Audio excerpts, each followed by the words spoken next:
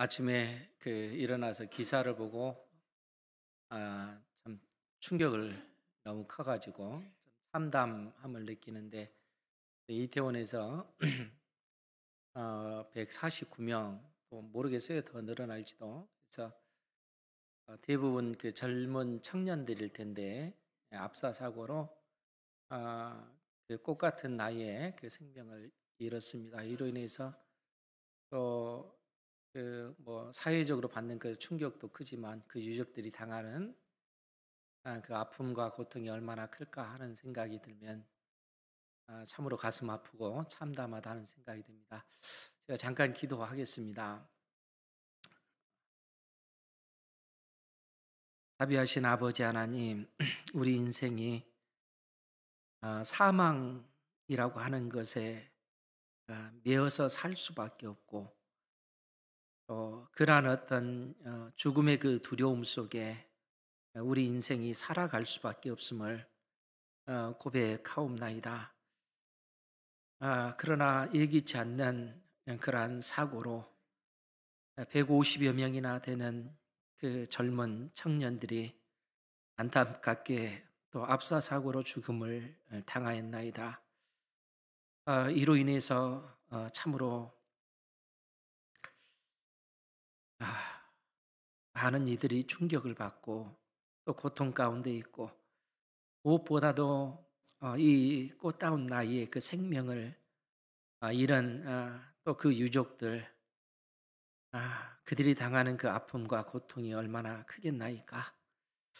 자비하신 아버지 하나님, 은혜 주셔서 이 고난을, 이 고통을, 이 아픔을 이겨낼 수 있는 힘을 그들에게 허락하시고, 또 이로 인하여 당하는 모든 이들의 그 상심한 그 마음을 어루만져 주사 위기를, 아픔을 이겨낼 수 있는 힘과 능력을 허락하여 주옵소서.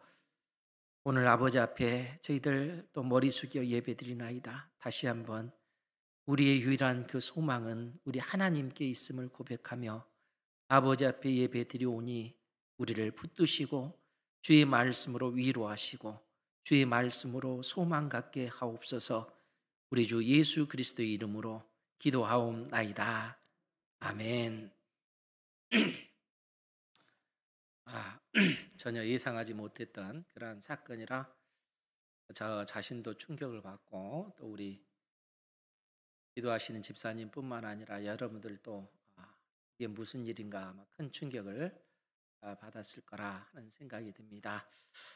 오늘 말씀은 하늘 전쟁, 하늘에 있는 전쟁에 관한 그러한 말씀을 여러분들에게 전하고자 합니다.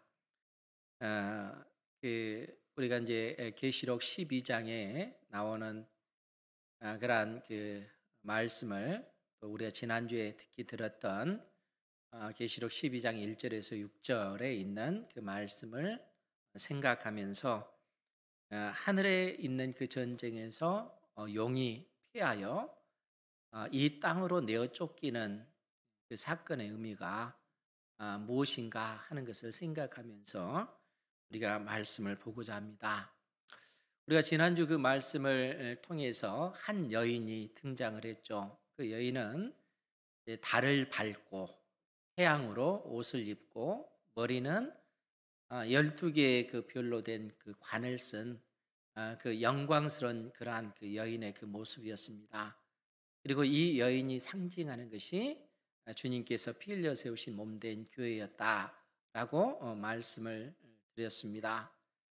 그런데 그 여인이 해산할 때가 되어서 사내 아이를 낳게 되었고, 또 그런 가운데서 붉은 용, 큰 붉은 용이 이 여인이 아이를 낳으면 그 아이를 삼키려고 하는 그러한 어떤 그 상황 가운데 있다 하는 것을 우리가 지난주 말씀을 통해서 보았습니다. 그런데 결과적으로 이 큰 용은 그 아이, 사내 아이를 삼키지 못하고, 오히려 사내 아이는 하늘로 올라가고, 이 용으로 상징되어지는 사단은 그 계획이 실패했음을 보여주고 있습니다. 그러니까 이 큰 용이 사내 아이를 삼키는 이 일에 실패하고 나서 그 결과 그가 하늘에서 내어 쫓기는 이런 모습으로 오늘 말씀이 우리에게 가르쳐 주고 있다는 거예요. 보다 구체적으로 그 내용을 보면 계시록 12장 7절 말씀에 보면 하늘에 전쟁이 있으니 미가엘과 그의 사자들이 용과 더불어 싸울세 용과 그의 사자들도 싸우나 즉 하늘의 전쟁이 있는데 미가엘과 그의 사자들이라고 하는 것은 미가엘과 그를 따르는 천사들을 의미합니다. 그러니까 미가엘과 그의 천사들과 또 용과 그를 따르는 그 악한 천사들이 전쟁을 벌이는 그러한 모습입니다. 물론 이러한 어떤 그 모습도 하나의 어떤 그 상징적인 그러한 의미예요. 그리고 8절은 이 용과 그의 사자들이 이기지 못하여 다시 하늘에서 그들이 있을 곳을 얻지 못하고 땅으로 내어 쫓기는 그러한 그 모습을 보여주고 있습니다. 그러면은 이 사건이 의미하는 바가 무엇일까?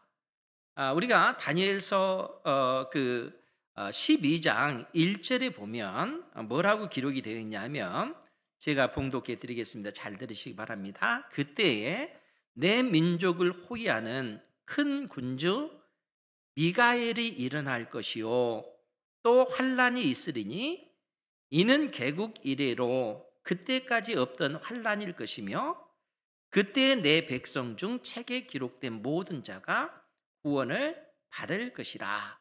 다니엘서 12장 1절에 있는 말씀입니다. 여러분들에게 말씀을 드렸지만 여기서 그때에 내 민족을 호위하는 큰 군주 미가엘이 일어날 것이요 이렇게 언급하고 있는데 여기서 그때는 이 땅에 우리 주 예수 그리스도께서 오실 그때를 이야기합니다. 그런데 예수님께서 이 땅에 오시면 그때는 마지막 때가 임하는 것입니다. 그러니까 이 땅에 오실 메시아 그리스도께서 온 세상을 심판하실 그 종말, 그 마지막 때가 온다는 거예요. 그런데 다니엘의 그 관점에서 그 마지막 때는 이 땅에 우리 주 예수 그리스도께서 오실 때입니다. 그런데 막상 우리 주님께서 이 땅에 오셨을 때는 우리 주님께서 초림이 있고 그 다음에 부활 승천하신 이후에 다시 재림할 이 기간이 마지막 때라는 거예요. 그러니까 예수님의 초림부터 재림 때까지 이때가 종말이요 마지막 때인 것입니다. 그러니까 다니엘서는 그때에 내 민족을 호위하는 큰 군주 미가엘이 일어나게 될 거라는 거예요. 미가엘은 이제 천사장이라고 하는 것은 그 천사를 지배하는 천사의 우두머리를 이야기하는 것이죠. 그것이 이제 천사장인데 여기서 보면 큰 군주 미가엘이다 이렇게 언급을 하고 있습니다. 여기서 군주는 큰 임금이란 뜻이에요. 미가엘을 큰 임금으로 이렇게 언급을 하고 있습니다. 그러면서 큰 임금 미가엘이 일어날 것이요 그 미가엘은 내 민족을 호위하는 큰 군주다 이렇게 얘기를 하고 있습니다. 여기서 민족은 하나님의 언약 백성 이스라엘인데 더 넓게는 하나님께서 택한 모든 백성들을 이야기하는 겁니다. 그러니까 창세 이후로 하나님께서 구원하시기로 작정된 모든 자들을 보호하는 큰 군주 미가엘로 이렇게 언급되어져 있습니다. 그리고 그 큰 군주 미가엘이 일어나서 그때에 내 백성 중 책에 기록된 모든 자가 구원을 받을 것이다 이렇게 언급을 하고 있다는 거예요. 즉 그 말은 무슨 얘기겠습니까? 창세 이후로 구원하시기로 작정된 모든 하나님의 그 백성들이 구원을 받을 것이다 라는 그러한 얘기입니다. 마지막 때에 이런 일들이 벌어질 거라는 거예요. 그러니까 하나님께서는 사도 요한을 통해서 이미 구약에 있는 이러한 그 사건들을 예언되어지는 이러한 그 말씀을 근거로 해서 오늘 우리에게 또 말씀을 주시는데 그 내용이 계시록 12장 7절에 있는 내용이라는 거예요. 그러니까 하늘에 전쟁이 있으니 미가엘이 그의 사자들 미가엘과 그의 사자들이 용과 더불어 싸울세. 용과 그의 사자들도 싸우나 이 용과 그의 사자들이 이기지 못하고 다시 하늘에서 그들이 있을 곳을 얻지 못한지라 큰 용이 내쫓기니 옛뱀 곧 마귀라고도 하고 사탄이라고도 하며 온 천하를 꿰는 자라, 이렇게 언급을 하고 있다는 거예요. 그러니까 여기서 등장했던 그 큰 용의 그 실체가 바로 옛뱀 곧 마귀, 사탄으로 언급된 그러한 존재라는 거예요. 그러니까 이 마귀라고 하는 것은 비방자, 또 참소자, 이런 뜻이잖아요. 그러니까 하나님의 택한 백성들을 끊임없이 대적하고 고소하는 존재가 이 마귀요, 이 사단이라는 거, 대적자라는 거예요. 그러니까 범죄한 하나님의 그 택한 백성들의 어떤 그 죄의 문제를 가지고 끊임없이 하나님께 참소하는 자가 이 사단이라는 거예요. 사단이라고 하는 존재가 그런 존재입니다. 그러니까 지금 큰 용이 내쫓기니 옛뱀, 마귀, 사단이라는 거예요. 그런데 여기서 우리가 주목해야 될 것이 이 큰 용을 옛뱀이다, 이렇게 언급을 하고 있습니다. 옛뱀이라는 뜻이 뭐겠어요? 왜 옛뱀이라고 이렇게 언급을 하겠습니까? 그것은 이미 창세기 3장 15절에 있는 그 말씀을 우리에게 상기시켜주고 있는 것이죠. 창세기 3장에는 어떤 내용입니까? 그것은 첫사람 아담과 하와를 이 뱀이 유혹을 해서 하나님 앞에 범죄하도록 만들지 않습니까? 이 옛뱀이 바로 사단이라는 거예요. 그런데 하나님께서는 이 옛뱀이, 이 사단이 아담과 하와를 범죄하게 하는 이것으로 인해서 이 옛뱀을 저주를 하십니다. 그것이 무엇이었습니까? 너는 여자의 후손과 원수가 될 것이다. 그러니까 하나님께서 이 사단을 저주하시면서 너는 여자와 원수가 될 뿐만 아니라 너의 후손도 여자의 후손과 원수가 될 것이다 라고 그렇게 말씀을 해 주십니다. 그러면서 뭐라고 얘기했냐면 여자의 후손은 너의 머리를 상하게 할 것이지만 너는 여자의 후손의 발꿈치를 상하게 할 것이다, 이렇게 이야기를 하고 있습니다. 즉 그 말은 무슨 얘기겠습니까? 이 뱀과 이 여자의 후손, 이 뱀의 후손과 여자의 후손 사이에는 끊임없는 그러한 전쟁이 있어질 것을 말씀해 주고 있다는 거예요. 그것이 바로 영적 전쟁, 하늘 전쟁의 그 실체라는 거예요.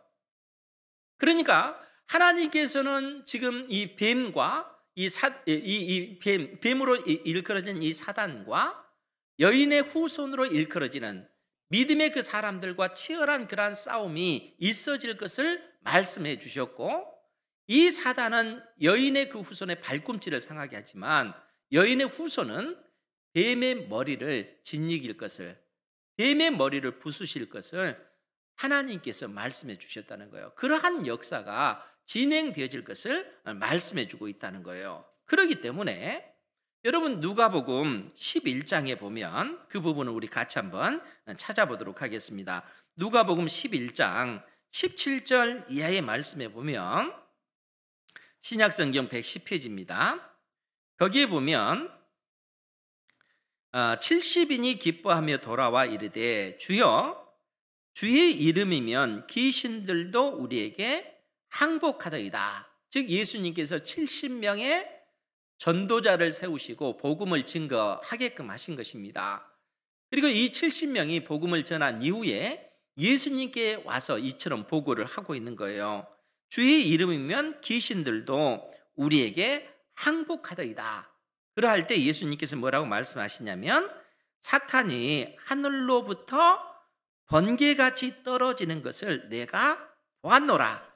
내가 너희에게 뱀과 전갈을 밟으며 원수의 모든 능력을 제어할 권능을 주었으니 너희를 해칠 자가 결코 없으리라. 그러니까 예수님께서 제자들에게 권세와 그 능력을 주신 것입니다. 제자들이 예수의 이름으로 복음을 선포했을 때 이 귀신들도 복종할 수밖에 없는 그런 권세가 이 제자들에게 주어진 것이에요. 그래서 제자들이 그처럼 보고했을 때 우리 주님께서는 사탄이 하늘로부터 번개같이 떨어지는 것을 내가 보았다, 이렇게 언급하고 있는 것입니다. 그러니까 오늘 요한계시록 12장으로 다시 돌아와서 이 사단이 하늘 전쟁에서 피하여 하늘에서 있을 곳을 찾지 못하고 땅으로 떨어졌다라고 하는 그 의미가 무엇인지 지금 말씀해 주고 있다는 거예요.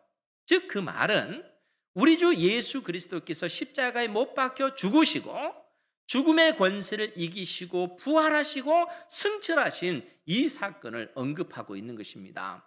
여러분, 역사적으로 끊임없이 이 사단은 그 그리스도를 대적하고 하나님의 택한 백성들을 대적해 오지 않았어요? 뿐만 아니라 이 사탄은 우리 주 예수 그리스도를 죽이기 위해서 결국 십자가에 못 박아 죽이는 이 일을 이 사단이 그렇게 만들었지 않습니까? 그러니까 그 계획은 마치 성공한 것처럼 보여집니다. 그런데 우리 주님께서는 오히려 그 죽음의 권세를 이기시고 부활하심으로 사단의 그 모든 계획을 깨뜨려 버리신 것이죠. 사망 권세 잡은 자, 이 사단의 그 권세를 우리 주님께서 멸하신 것입니다. 그래서 여러분, 이 히브리서 2장에서도 보면 어떤 내용이 기록되어 있냐면 그 부분도 제가 읽어드릴게요. 히브리서 2장 14절 이하에 보면 자녀들은, 즉 하나님께서 택한 자녀들은 혈과 육에 속하였으며 그도 또한 우리 주 예수 그리스도도 또한 같은 모양으로 혈과 육을 함께 지니심은 죽음을 통하여 죽음의 세력을 잡은 자 곧 마귀를 멸하시며 또 죽기를 무서워함으로 한평생 매어 종노릇하는 모든 자들을 놓아주려 하심이니. 즉 우리 주님께서 이 땅에 성육신하시고 택한 백성들의 모든 죄를 짊어지시고 십자가에 못 박혀 죽으신 그 죽음은 우리를 구원하시기 위한 그 죽음이라는 것입니다. 그래서 우리 주님께서는 그 죽음을 통해서 죽음의 세력을 잡은 자 곧 마귀를 멸하시며 죽기를 무서워함으로 한평생 매어 종노릇하는 우리를 구원하시기 위해서 우리 주님께서 십자가에 못 박혀 죽으신 거라는 거예요. 그러니까 주님께서 택한 백성인 우리의 모든 죄를 짊어지시고 십자가에 못 박혀 죽으신 것입니다. 그리고 우리 주님께서는 우리에게 영원한 생명 주시기 위해서 그 사망 권세를 이기시기 위하여 죽음의 권세를 이기시고 능력으로 부활하심으로써 하나님의 아들로 인정되어지신 것입니다. 그러니까 이 사단이 여인의 그 후손의 발꿈치를 상하게 했지만 우리 주님께서는 죽음의 권세를 깨뜨리시고 부활하심으로써 사단의 머리를 부수시는 이러한 일들을 십자가에서 그 죽음의 권세를 이기시고 부활하심으로 이 모든 일들을 이루셨다는 거예요. 지금 그 사건을 염두에 두고 오늘 사도 요한이 우리에게 그 말씀을 해주고 있는 거예요. 그러니까 이 사단이 하늘 전쟁에서 패하여 하늘에 있을 곳에 거하지 못하고 땅으로 내어 쫓겨날 수밖에 없었다는 그 의미는 우리 주님께서 죄와 사망의 권세를 이기시고 부활하신 이 사건을 염두에 두고 지금 이 말씀을 해주고 계시다는 거예요. 사랑하는 성도 여러분, 우리 주님께서 죽음의 권세를 이기시고 부활하셨습니다. 이 은혜를 우리가 입었다는 거예요. 그래서 우리가 예수님 안에서 우리 역시 부활 생명을 가진 존재가 되었다는 거예요. 여러분, 이 땅에 사는 모든 인생들 한번 보십시오. 어느 인생이고 이 문제에서 자유롭지 못합니다. 이 문제가 어떤 문제냐면 죽음의 문제죠. 죽음이라고 하는 것이 모든 인생을 붙잡고 있어요. 모든 인생이 다 죽잖아요. 그래서 모든 인생은 이 죽음의 이 권세에서 벗어나지 못하고 죽기를 두려워할 수밖에 없습니다. 그것이 우리 인생의 모습이라는 거예요. 그런데 우리 주님께서 그 죽음의 권세를 깨뜨리시고 부활하심으로 우리에게 부활 생명을 주신 것입니다. 그러니까 예수님 안에 있다라고 하는 것은 이 죄와 사망의 권세로부터 우리는 이미 자유케 되어졌다는 거예요. 그러니까 여러분, 예수 믿는 사람들은 죽는다는 것이 그 두려움이 아닙니다. 제가 말씀을 드렸잖아요. 여러분들 주사 맞으면 따끔하잖아요. 예수 믿는 사람들의 죽음은 그와 마찬가지인 거예요. 죽는 그 즉시 하나님의 품에 안기기 때문에 우리는 그 죽음이 공포가 아닙니다. 낡은 옷을 벗어버리고 새 옷을 입기 위한 과정이 육체의 그 죽음이라는 거예요. 왜냐하면 그 죽음의 공포로부터 우리 주님께서 우리를 자유케 해주셨기 때문에 그렇다는 겁니다. 그러나 이 세상 사람들은 어떻습니까? 근본적으로 우리와 다르다는 거예요. 그들의 그 죽음은 두려움이요 공포입니다. 죽는 그 즉시 그들은 영원한 그 지옥의 형벌을 받을 수밖에 없기 때문에 그렇다는 거예요. 성경이 끊임없이 우리에게 가르쳐주는 그 교훈이 바로 그 내용입니다. 우리 주님께서 사망 권세를 이기시고 부활하신 그 사건 때문에 사단은 하늘에 거할 곳에 거하지 못하고 결국 땅으로 추방되어질 수밖에 없는 그런 상황이 되었다는 거예요. 오늘 계시록을 통해서 하나님께서 우리에게 그 말씀을 해주고 계시는 겁니다. 그렇기 때문에 10절 이하에 보면 사도 요한이 또 다른 그런 모습을 우리에게 말씀해 주고 있는데, 내가 또 들으니 하늘에 큰 음성이 있어 이르되, 우리 같이 보겠습니다. 시작. 이제 우리 하나님의 구원과 능력과 나라와 또 그의 그리스도의 권세가 나타났으니 우리 형제들을 참소하던 자, 곧 우리 하나님 앞에서 밤낮 참소하던 자가 쫓겨났고. 아멘.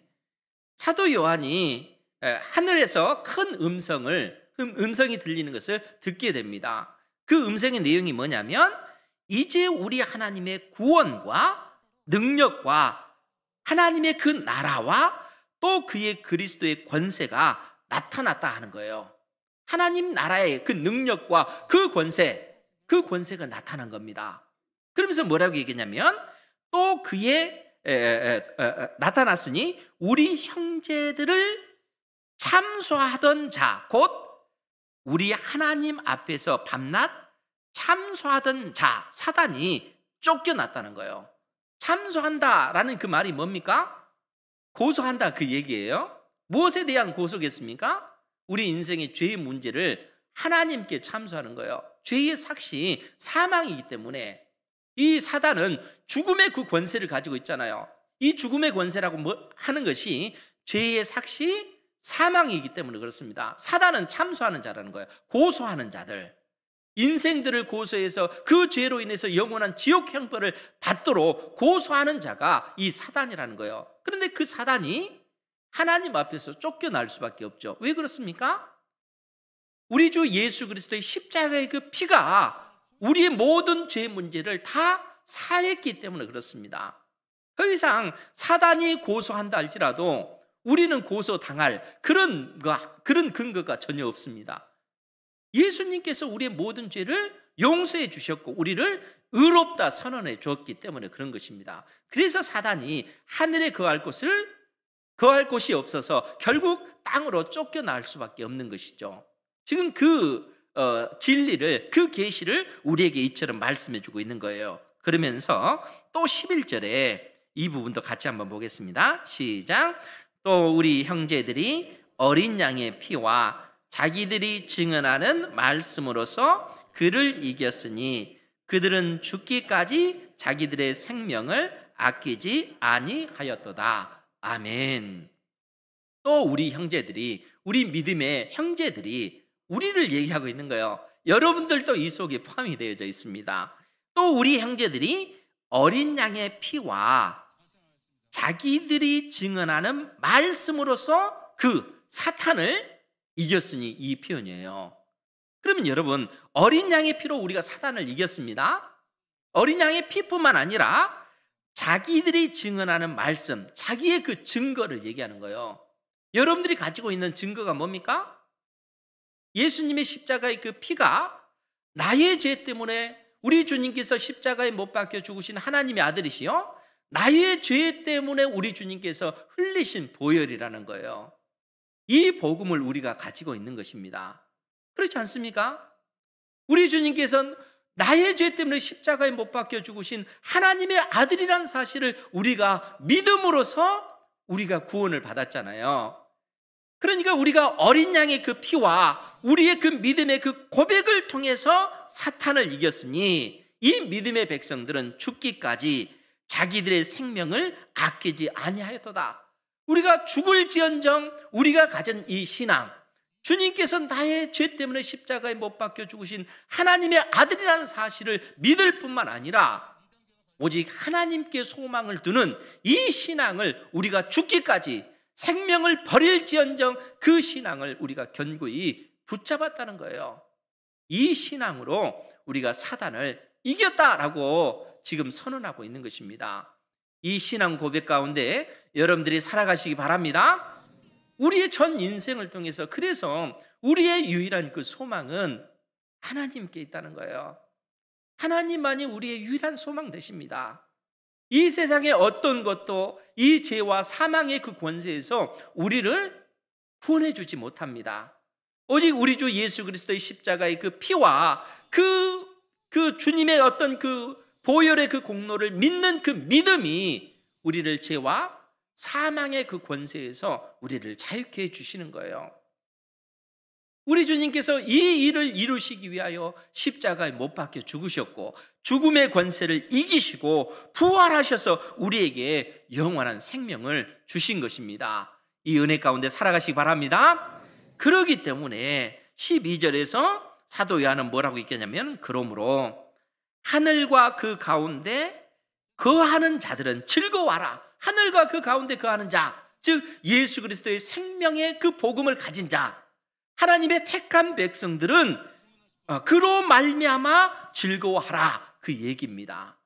그래서 이 하늘과 그 가운데 거하는 자는 구원받은 하나님의 백성들을 지금 상징적으로 말씀해 주고 있는 거예요. 택한 백성들은 그로 인하여 즐거워하라. 그러나 땅과 바다는 화 있을진저, 왜냐하면 마귀가 자기의 때가 얼마 남지 않은 줄을 알므로 크게 분내어 너희에게 내려갔기 때문에 그렇다라는 얘기예요. 사단이 결국 택함 받은 하나님의 그 백성들은 하나님께서 친히 보호하시니까 그런 가운데 이 땅에 내어 쫓겨서 이 사단이 하는 일이 뭐겠습니까? 끊임없이 이 땅에 속한 자들을 미혹하는 것이죠. 그들이 진리를 알지 못하도록 수많은 거짓된 이론과 사상들을 만들어내고 이 세상의 그 허탄한 그런 풍습과 문화를 쫓아가도록 이 땅의 그 육신의 그 즐거움을 쫓아 살아가도록 사단은 그처럼 이 땅에 속한 자들을 미혹하는 거예요. 그렇게 해서 결국 그들을 영원한 그 지옥으로 끌고 가는 이러한 어떤 그 행태를 보이고 있다는 거예요. 그러니까 이 땅에 속한 자, 땅과 바다에 거하는 자들은 이로 인해서 크게 두려워해야 된다. 그래서 하나님께서 우리에게 이 말씀을 해주고 계시는 거예요.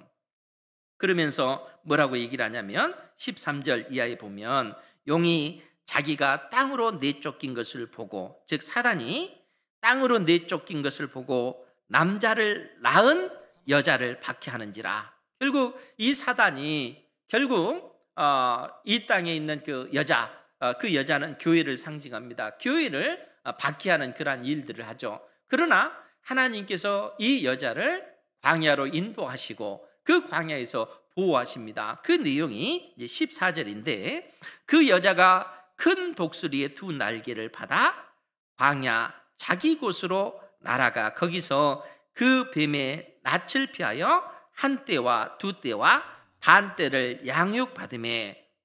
여러분 이 구절은 우리가 계시록 12장 5절 6절에 또 그대로 표현되어 있잖아요. 5절 6절 말씀을 다시 한번 보면 여자가 아들을 낳으니 이는 장차 철장으로 만국을 다스릴 남자라. 그 아이를 하나님 앞과 그 보좌 앞으로 올려가더라. 6절 같이 봅니다. 시작. 그 여자가 광야로 도망하며 거기서 1260일 동안 그를 양육하기 위하여 하나님께서 예비하신 곳이 있더라. 아멘. 그러니까 그 여자가 광야로 도망하며, 여자는 교회라고 했죠. 교회가 광야로 도망하며 거기서 1260일 1260일은 42달, 3년 6개월을 의미한다고 말씀을 드렸지 않습니까? 그러니까 이 3년 6개월은 예수님의 초림부터 재림까지 이 마지막 때를 상징적으로 나타내는 수가 1260일입니다. 그러니까 이 기간 동안 그를, 여자를 양육하기 위하여 하나님께서 예비하신 곳이 있더라. 광야에 그렇다는 거예요. 지금 이 표현을 오늘 14절에서는 그 여자가 큰 독수리의 두 날개를 받아 광야 자기 곳으로 날아가, 이렇게 언급을 하고 있다는 거예요. 그런데 여러분, 이 표현은 실상 출애굽기 19장 4절 말씀을 생각나게 합니다. 출애굽기 19장 4절 말씀에 하나님께서 이스라엘 백성들, 그러니까 출애굽한 이스라엘 백성들, 광야, 시내산 그 광야에서 하나님께서 이스라엘 백성과 언약을 맺으시면서 이스라엘 백성들에게 뭐라고 말씀하시냐면, 너희들은 내가 애굽 땅에서 너희들을 어떻게 구원해 냈는지 잘 알 것이다, 그렇게 말씀하셔요. 여러분, 하나님께서 이스라엘 백성들을 출애굽시킬 때 그 애굽 땅을 하나님께서 진노하시면서 10가지 그 심판을 내리시면서 이스라엘 백성들을 건져내셨잖아요. 그러면서 하나님께서 뭐라고 말씀하시냐면, 마치 독수리가 그 날개로 업어서 광야로 인도하듯 하나님께서 이스라엘 백성들을 그처럼 인도하셨다, 이렇게 말씀을 하십니다. 독수리가 날개로 이스라엘 백성들을 업어서 그 애굽 땅에서 광야로 그처럼 인도해서 하나님 앞으로 이끌어냈다는 거예요. 하나님께서 이스라엘 백성들을 그처럼 인도해 내신 것입니다. 그러니까 그 사건을 염두에 두면서 그 여자가 큰 독수리의 두 날개를 받아 광야 자기 곳으로 날아가 거기서 그 뱀의 낯을 피하여 한 때와 두 때와 반 때를 양육받음에, 여기서 한 때, 두 때, 반 때가 몇 년이라고 했어요? 3년 6개월. 그러니까 한 때는 1년을 얘기하는 거예요. 그러니까 3년 그 6개월, 그 42달 1260일, 즉 예수님의 그 초림부터 재림까지 지금 하나님께서 그의 몸된 교회를 광야에서 친히 보호하시고 지키신다는 거예요. 그런데 여러분, 지난주 말씀을 통해서도 이 광야가 의미하는 것이 어떤 곳입니까? 광야는 사람이 살 수 없는 그러한 곳이잖아요. 그런데 하나님께서 이스라엘 백성들을 그 광야에서 친히 먹이시고 입히시고 훈련시키셔요. 여러분, 광야에서 어떻게 농사를 지을 수 있습니까? 하나님께서 만나를 내려주시잖아요. 그 만나를 통해서 그들은 먹고 살아요. 마실 물이 없잖아요. 하나님께서 반석을 치셔서 이스라엘 백성들은 그 물을 마시면서 사는 겁니다. 그들이 맨발로 그 광야길을 걸어도 발이 부르트지 않아요. 40년 동안 하나밖에 없는 그 옷이라 할지라도 헤어지지 않아요.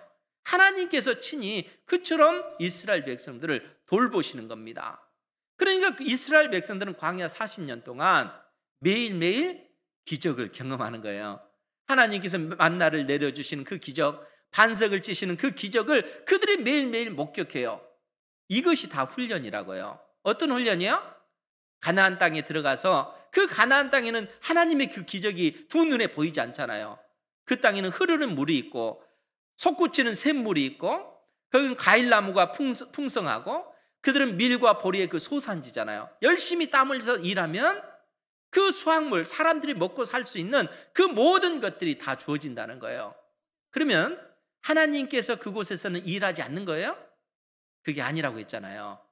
광야에서 훈련시키는 목적은 너희들이 약속의 땅, 그 땅에 들어가서 하나님의 그 기적을 너희들의 눈으로 보지 못한다 할지라도 하나님께서 보이지 않는 그 가운데 너희들에게 때를 따라서 비를 내려주시고 햇빛을 주시고 농사가 풍년이 되도록 은혜를 베푸시기 때문에 너희들이 먹고 산다.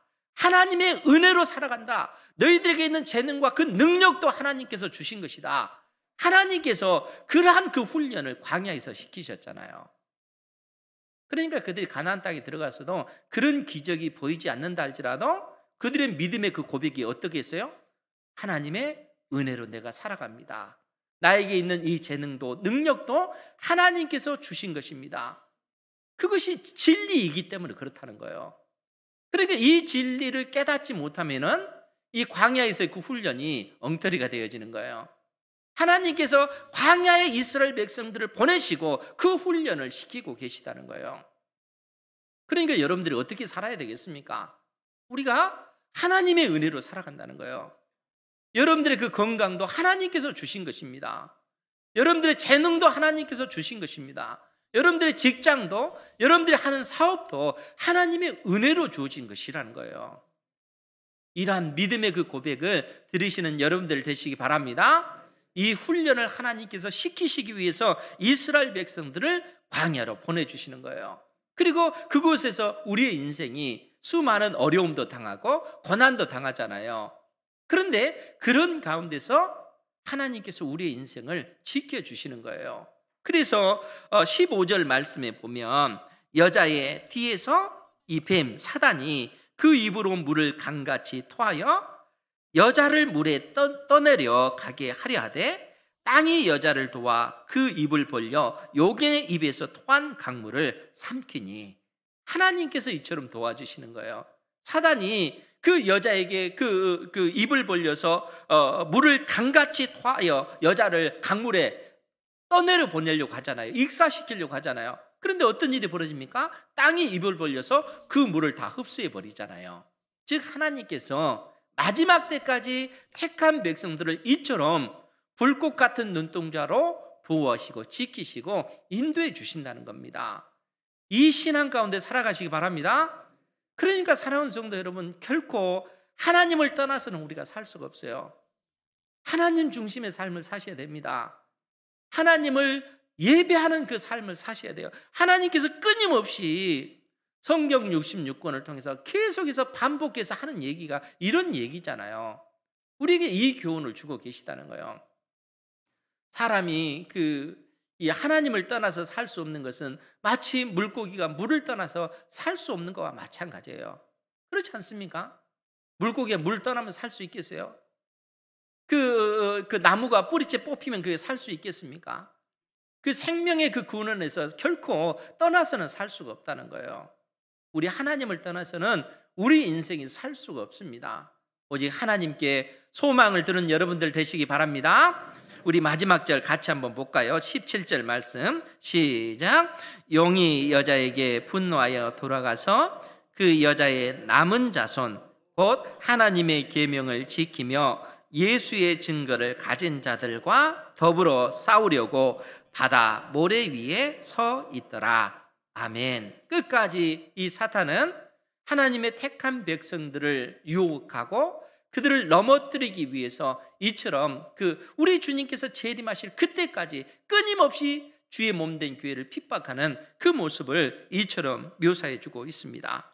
그러니까 영이 여자에게 분노하여 결국 하늘에서 그가 내쫓겼잖아요. 그로 인해서 영이 여자에게 분노하여 돌아가서 그 여자의 남은 자손 곧 하나님의 계명을 지키며 예수의 증거를 가진 자들, 여자의 남은 자손이라는 의미가 뭐겠어요? 이 땅에 우리 주님께서 오실 때까지 이 사단은 끊임없이 교회를 핍박하겠다는 거예요. 예수 믿는 사람들을 끊임없이 미혹하고 핍박하는 그 일을 우리 주님께서 재림하실 그때까지 이 사단은 그러한 어떤 일들을 행해 나간다는 겁니다. 그러니까 그러한 일들을 행해 나가기 위해서 하나님의 계명을 지키며 예수의 증거를 가진 자들과 더불어 싸우려고 바다 모래 위에 서 있더라. 이런 모습을 지금 보여주고 있는 것입니다. 여러분, 이 사단이 결국 역사 가운데 이처럼 이러한 일들을 행해 나가고 있는 거예요. 하나님께서 이 세상 역사의 끝에 이 세상을 심판하시고 하나님의 나라, 세상 나라는 멸해지고 영원한 하나님의 나라가 견고하게 세워질 것입니다. 하나님께서 이 약속을 우리에게 해주셨어요. 그리고 이 역사가 진행되어지는 가운데 사단은 끊임없이 하나님의 택한 자녀들까지 미혹하기 위해서 이처럼 활동하고 있다는 거예요. 다양한 방식으로 이러한 미혹을 하고 있다는 거예요. 그렇기 때문에 우리가 이러한 상황 속에서 어떻게 살아가야 되겠어요? 우리의 어떤 그 신앙을 하나님께 두고 우리 인생의 유일한 그 소망은 하나님 한 분 외에 없다라고 하는 이 견고한 신앙 가운데 우리가 서야 되는 것입니다. 하나님께서 이러한 그 진리를 우리에게 일깨워 주시는 거예요. 이 믿음 가운데 사랑하는 성도 여러분, 견고히 쓰셔서 오직 하나님 한 분 외에는 내 인생에 소망이 없습니다. 이러한 진정한 그 믿음의 그 고백이 있기를 주님의 이름으로 축원드립니다. 기도하겠습니다.